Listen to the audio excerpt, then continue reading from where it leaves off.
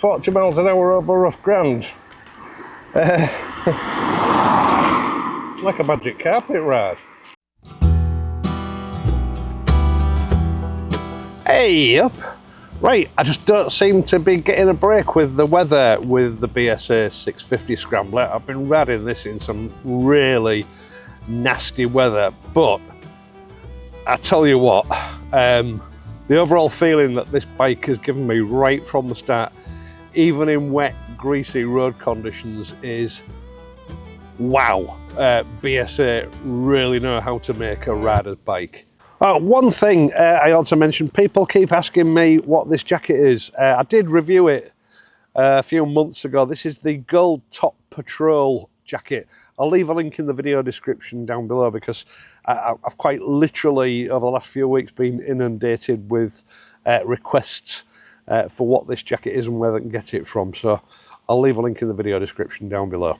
Right, I'm not going to spend too much time talking about the engine and the gearbox. This is the same engine and gearbox as we've got on the standard Gold Star. It's an absolute peach. It's been flawless throughout the test. Gearbox is perfect.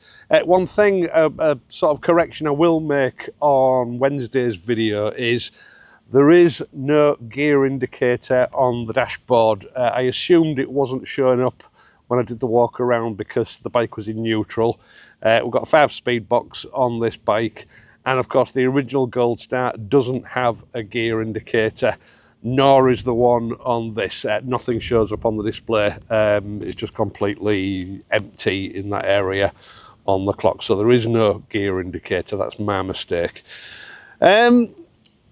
Yeah, the configuration of this bike is absolutely spot on. You know, BSA and Honda this year have really surprised me. I spoke a while ago about, you know, most bikes, when you first get on them, you need an acclimatization period. You know, it might be 5 miles, it might be 10 miles, it could be 50 miles before you really get used to the idiosyncrasies of the bike and you can start riding it properly. You know, I found this with the Honda GB 350S and the Bantam, the Gold Star, and this Scrambler. You just instantly feel at home the moment you set off on it for the first ride. It's been set up really well. So yeah, the engine and gearbox are flawless. You've got that low down grunt from the engine that propels you forward with a flick of a wrist.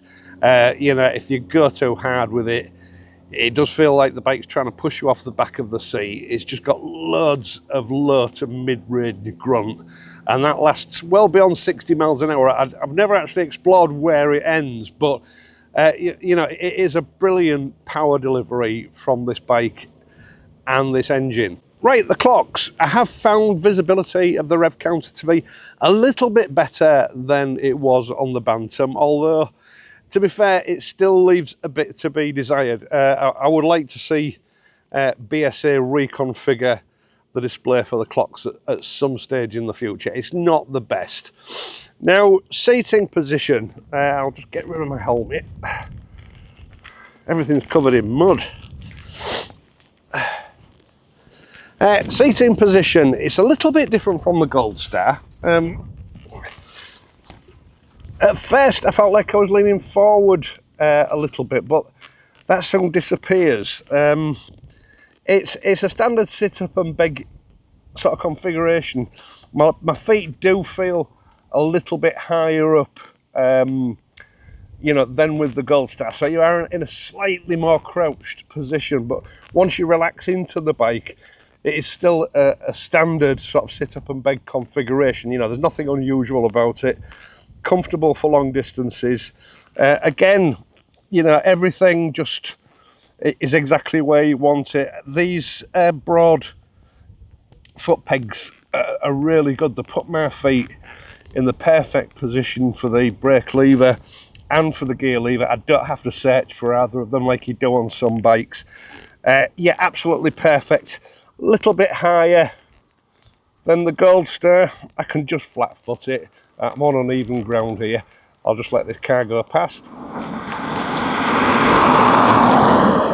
Always amazes me how busy these roads actually are when you just ride through. They always seem deserted, but if you stop in one spot for 5-10 minutes, it's amazing how much traffic goes by. Right, so yeah, seating position is really good. It's not quite as relaxed as the Gold Star, but you know, even for my old body, I found it very comfortable as soon as I got used to it. 'Cause you know, you sort of feel like you're getting on a Gold Star initially and you're expecting everything to be the same, but obviously it's not quite. It has been tweaked for off-road use.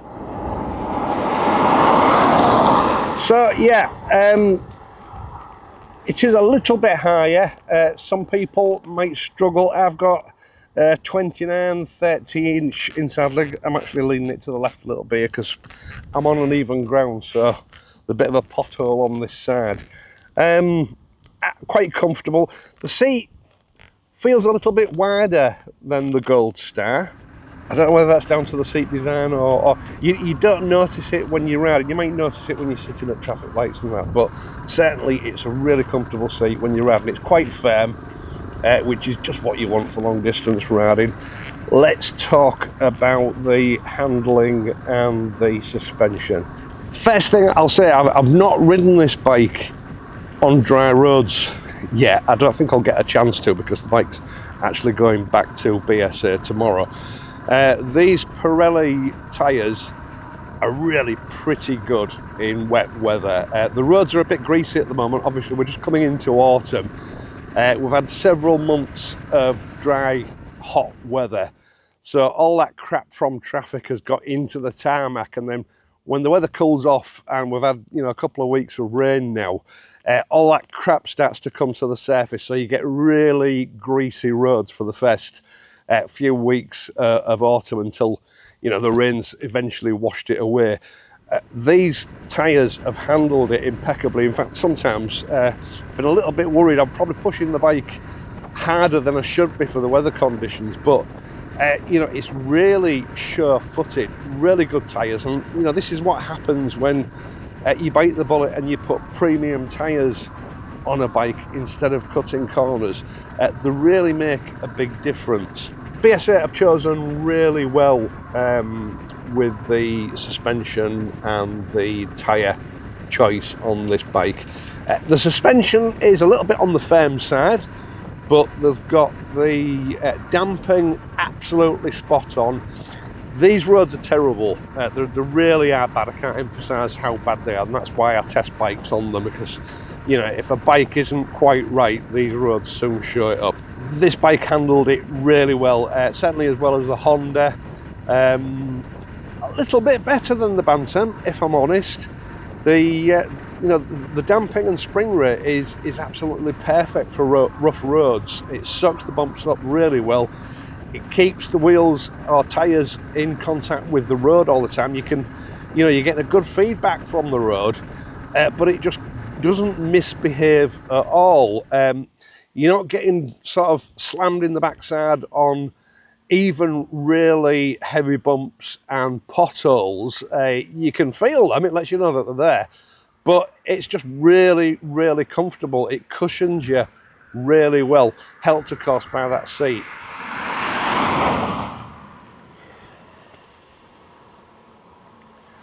I have to find somewhere in the middle of nowhere where just nobody drives past. So yeah, the suspension is absolutely spot on. Handling is really neutral. It's not fast, it's not slow, it's exactly what you want it to be. You know, as you'll have seen when I show the footage, some of these bends are quite tight, and they're a bit of a challenge when the roads are greasy like they are now, but the Gold Star Scrambler just takes everything in its stride. You know, you're instantly at home at this bike with this bike, and it just soaks up anything that the road throws at it. Now, the chasms of doom, a test that I do on all bikes. I'm going to be lost when, you know, maybe one day they actually fix it. This is a farming area. I've explained this before, but I'll go through it again. It's a farming area. You've got basically single track roads. You get a lot of very heavy, oversized farm machinery using these roads obviously, because it's a farming area. And what they do is they cause the sides of the road to collapse with a sort of a spine in the middle. And what happens is the actual tarmac itself breaks free from that span in the middle, so you can end up with quite a difference in height at either side of the road from those cracks. And what I've discovered over the years is the majority of bikes just don't cope with it very well. You tend to end up riding on the span in the middle to keep away from them. And it's a sort of test that I put these bikes through just to evaluate how well sorted they are from the factory. And you know, this bike, again, it handled it just as well as the Honda. The Bantam did it well. The you know, the Scrambler 650, it barely seemed to notice it. I was really running the bike into those ruts, into those cracks, and it just tiptoes over them. It doesn't seem to notice them at all. Yeah, really pleased with the handling. Really pleased with the way it handles rough roads and rough surfaces, because that's something people ask me about all the time. You know, bikes that are set up too stiff are literally a pain in the ass on those sort of roads. You know, you've got to find a happy medium where you've got good handling and, you know, road control, yet you've got comfort that goes with it. That's something that's difficult to achieve, if I'm honest. You know, Honda have done it really well with the GB350. BSA have made an excellent job with this bike. To sum it up, I think what BSA have done here basically is they've taken a really good platform with the BSA 650 Gold Star, and they've honed it into a completely different bike. You know, it's the same, but it's different. It handles better, the suspension's better, but they've retained that gutsy, characterful sort of performance that you get from the Gold Star engine. With the 650 Scrambler, what they've done is they've taken all the best bits from the Gold Star. You know, a fantastic chassis, a great single-cylinder water-cooled 650 engine, and then they've sharpened up the handling and the steering with better tyres, better suspension, and I suspect a slightly altered steering geometry to provide a modern classic in a slightly updated package, off-road ready and very comfortable, ready for your next motorcycling adventure. But if I have one criticism, it's this: BSA have an amazing attention to detail when it comes to designing, you know, the minutiae of things that a motorcyclist really wants in a motorcycle. They just let themselves down a little bit with the execution, especially when it comes to, you know, the finish and the selection of some of the components. The small things, you know, headlamp stickers that are peeling off, clocks that are only just readable, and the Heath Robinson switchgear. But if they can crack that code, there are a few other motorcycle manufacturers out there that are going to be able to touch them. Yeah, right, once again, thank you so much for taking the time to watch this and my other videos, and in doing so helping to support this channel. I really do appreciate it. I'd also appreciate it if you would leave a like and subscribe to the channel if you're not already a subscriber. It does help me out. There are other ways you can help via my Patreon page, PayPal donations, or you can just use the super thanks button down below. It's not essential, but it does help me produce videos like this. Hang on, we've got another one coming.